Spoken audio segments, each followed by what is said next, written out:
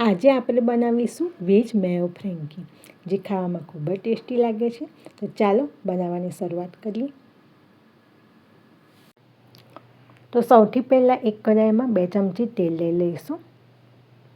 એમાં મેં 1 ચમચી ફાઇન ચોપ કરેલું લસણ લઈ લીધું છે અને આ આદું મરચાં લઈ લીધા છે. ફાઇન ચોપ કરેલા 2 લીલા મરચાં લઈ લીધા છે. તો બસ આ શેકાઈ જાય એટલે એમાં નાની અડધી ચમચી હળદર ઉમેરી દઈશું અને આ મેં 5 મીડિયમ સાઇઝના બટાકા બોઇલ કરીને મેશ કરી લીધા છે, એ પણ લઈ લઈશું. તો બધું સારી રીતે મિક્સ કરી લેવાનું છે. હવે એમાં સ્વાદ અનુસાર મીઠું ઉમેરીશું અને 1 નાની ચમચી ગરમ મસાલો અને ચાટ મસાલો ઉમેરી દઈશું. અડધું લીંબુનો રસ ઉમેરી દેવાનો છે. બધું સારી રીતે મિક્સ કરી લઈશું અને 2 મિનિટ સુધી શેકી લઈશું.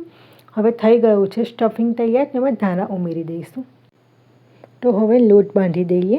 તો લોટ બાંધવા માટે મેં અહીંયા 1.5 કપ મેંદો લીધો છે અને 1.5 કપ ઘઉંનો લોટ લઈ લીધો છે.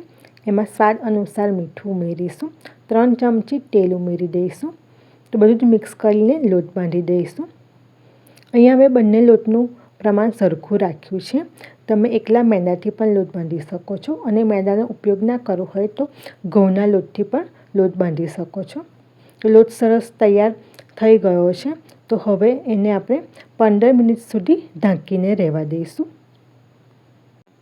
તો સ્ટફિંગ ઠંડુ થઈ ગયું છે. તો હવે એની આપણે ટિક્કી બનાવી દઈએ અને આ રીતે આ શેપમાં લાંબી ટિક્કી બનાવી લેવાની છે. અને અહીંયા મેં ટોસ્ટનો ભૂકો કરી લીધો છે, તો એનાથી આપણે કોટિંગ કરી લઈશું. તો બધી જ ટિક્કી આ રીતે આપણે બનાવી લેવાની છે. તો હવે એને શાલો ફ્રાય કરી દઈએ. તો હવે એક લોઢી પર આ રીતે આપણે ટિક્કીને શેકી લેવાની છે. એ બંને બાજુ તેલ મૂકીને શેકી લઈશું. તો સરસ આ રીતે શેકાઈ જાય એટલે ટિક્કીને આપણે લઈ લઈએ બીજા પ્લેટમાં. તો હવે ફ્રેન્કી બનાવવા આપણે રોટલી બનાવી દઈએ.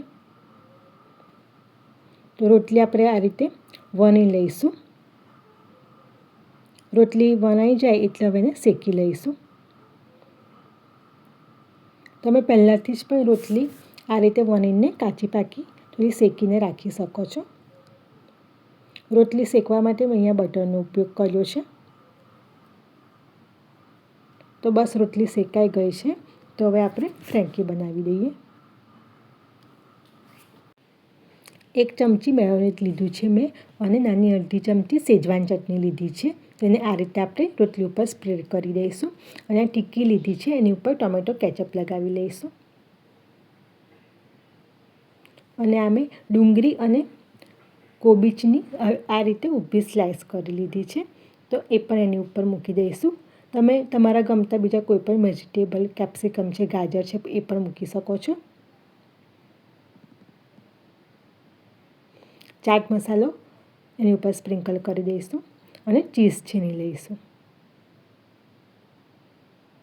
તો બસ આ રીતે ફોલ્ડ કરી દઈશું અને એને આપણે શેકી લઈશું. તો એક તવી ઉપર બટર મૂકીને આ રીતે શેકી લેવાની છે. રોટલી તો શેકાયેલી જ છે, બસ આપણે થોડી વાર સુધી ગરમ કરી લઈશું. તો બસ તૈયાર છે ગરમા ગરમ ફ્રેન્કી. તેને પ્લેટમાં સર્વ કરીએ. તો તૈયાર છે વેજ મેયો ફ્રેન્કી, જે ખાવામાં ખૂબ જ ટેસ્ટી લાગે છે. તો ચોક્કસથી આ રેસીપી ટ્રાય કરજો. છોકરાઓને તો જોઈને જ ખાવાનું મન થઈ જાય છે. તો રેસીપી ગમે તો લાઈક કરજો અને મારી ચેનલ પર જે નવા છે સબસ્ક્રાઈબ કરજો. Thank you.